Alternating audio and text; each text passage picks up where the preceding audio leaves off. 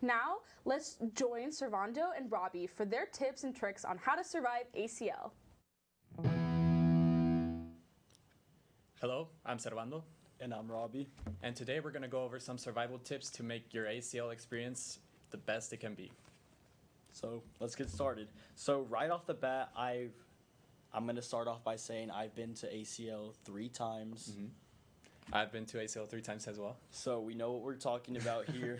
Best of the best. So I'm just going to start emphasizing that it will at least this weekend, it will be hot. And one thing you have to have is a Camelback. Please bring a Camelback. And if you don't have a Camelback, drink as much water as you can. I know they kind of throw boxed water at the crowd. I remember a couple of years ago they had to bring like a huge box of like canned water because I think the refilling stations ran out. But yeah, Camelback would work the best with refilling stations. It's 100% free, really convenient, good water. Second tip would probably be before you get to the festival, you should probably eat a very full meal. It's a hot day. You're gonna be standing up all day. You're gonna be walking in the heat.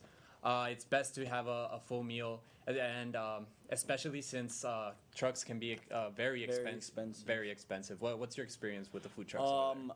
I remember.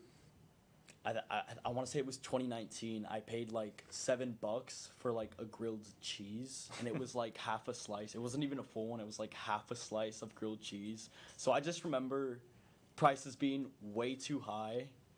It was really good, but like, would I pay $7 for half a sandwich? Maybe not again. Yeah, no.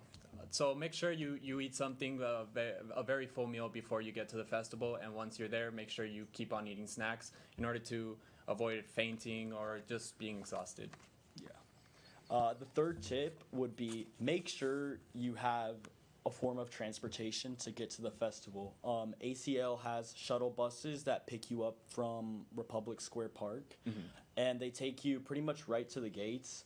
That is really convenient because the line's not too long if you go early, but you also have Metro, and it takes you right to the Barton Springs entrance as well.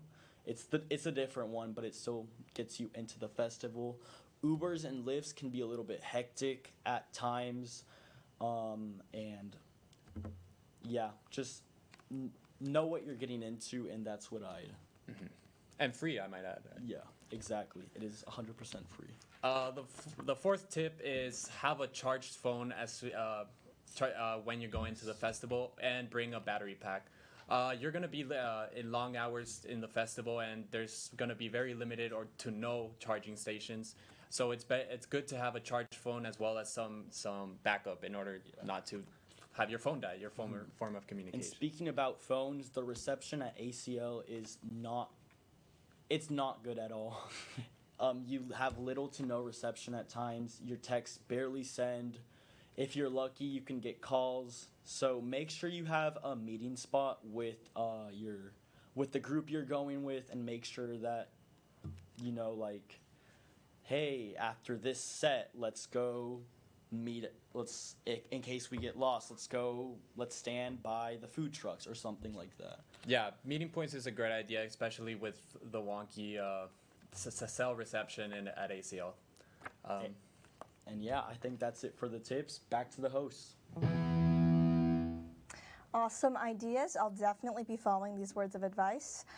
We have some commercials for you, but we'll be back with more, so stay tuned.